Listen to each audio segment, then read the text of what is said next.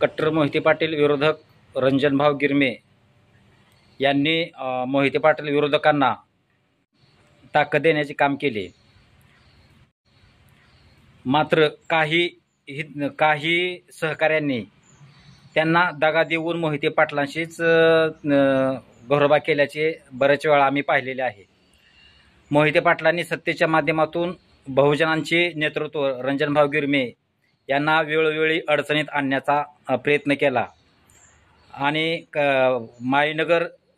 माळीनगरचे दी सासवड माळी sugar factory या कारखान्यालाही अडचणीत आणून बहुजनांचे नेतृत्व संपवण्याचा वेळोवेळी प्रयत्न केला। त्याबद्दल रंजनभाऊंना कसा त्रास झाला हे ते सांगत आहेत।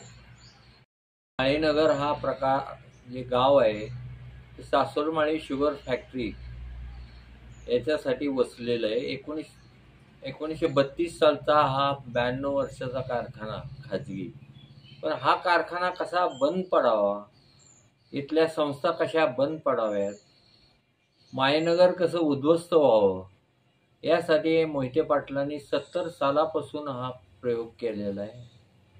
आणि यामध्ये त्यांनी हा कारखाना बंद पडण्यासाठी अनेक प्रकारे तक्रारी केल्या, सरकारी दरबारी केल्या, अनेक लोकांना त्यांनी आमच्या विरुद्ध काम करायला लावले। वैयक्तिक माझ्या बाबतीतही त्यांनी बरेच प्रयत्न केले, अनेक दावे केले, अनेक गोष्टी केल्या, परंतु आम्ही आत्तापर्यंत कधी त्यांना दबलेलं नाही। आणि मी एकमेव मला वाटतं माळशिरस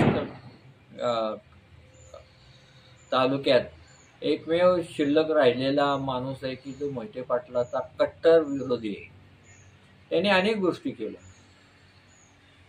दुसरी गोष्ट म्हणजे हे त्यांनी सतत मग ग्रामपंचायत असो काही असो सतत लोकांना त्रास देणं, माळीनगरच्या लोकांना त्रास देणं, समाजाला त्रास देणं, कामगारांना त्रास देणं हे आयुष्यभर त्यांनी केलेले। हे का केलं हे समजत नाही, परंतु हे माळीनगर उद्ध्वस्त व्हावं म्हणून त्यांचा हा प्रयत्न आहे। कारण माळशिरसमध्ये हा कारखाना सासवडमाळी शुगर फॅक्टरी आत्तापर्यंत आहे, जगला आहे, जगणार आहे।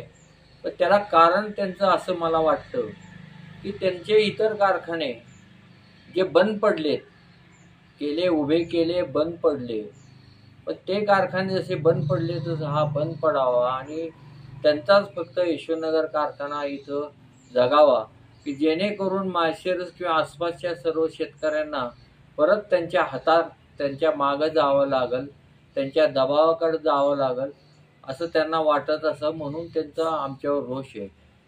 खरं पाहता मी कुठल्याही पक्षाचं काम करत नाही, परंतु आमचा पक्ष एकच आहे की माळीनगर, आणि त्यासाठी आम्हाला फार राजकीय मदत मिळत नाही। आम्ही कुठल्या राजकारणात नाही, कुणी आम्हाला फार मदत करत नाही, तरी आम्ही ताकदीने हा कारखाना चालवतो आहे।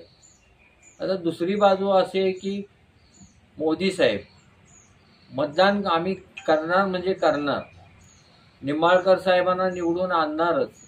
त्याला कारण काय आम्ही असं नाही, परंतु मोदी साहेबांकडे बघूनच हे सगळं देशात मतदान होणार आहे।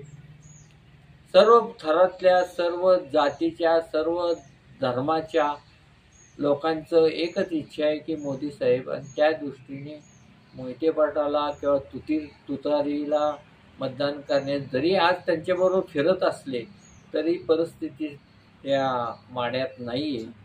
आणि निंबाळकर साहेब 100% मताने आणि चांगल्या मताने निवडून येतील असंच एक चित्र आहे, आणि असं व्हावं अशी मी अपेक्षा करतो। थँक्यू।